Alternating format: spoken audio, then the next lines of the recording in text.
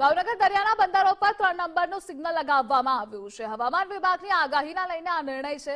ઘોઘા, મહુવા અને અલંગના બંદરો પર 3 નંબરનું સિગ્નલ છે। સૌરાષ્ટ્રમાં યલો એલર્ટને લઈ તંત્ર સતર્ક છે। માછીમારોને દરિયો ન ખેડવા સૂચના આપવામાં આવી છે।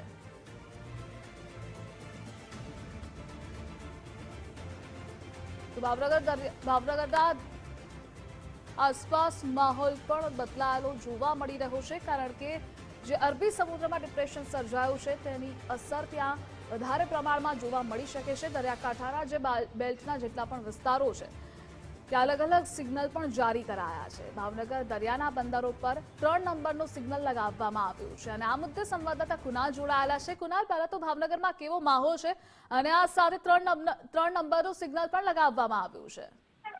બિલકુલ ધ્રુવિશા, જો વાત કરીએ તો હવામાન વિભાગની જે આગાહી છે ને આગાહીના પગલે ભાવનગરના દરિયાઈ જે વિસ્તારો છે તે વિસ્તારોમાં હાલ અત્યારે જે પ્રમાણે વાદળછાયું વાતાવરણ જોવા મળી રહ્યું છે।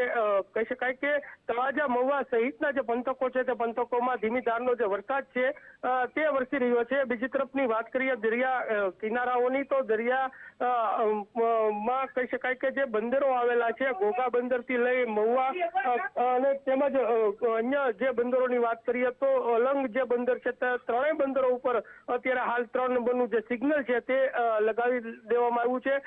જોકે તંત્ર દ્વારા પણ માછીમારોને જે કહી શકાય કે માછીમારી જે ન કરવા માટેની જે સૂચનાઓ છે તે અપાઈ છે। તમામ જે બોટો છે તે દરિયા કિનારે લંગારી દેવામાં આવી છે। ધ્રુવિશા। જી કુનાલ, જોડાવા બદલ આભાર આપનો।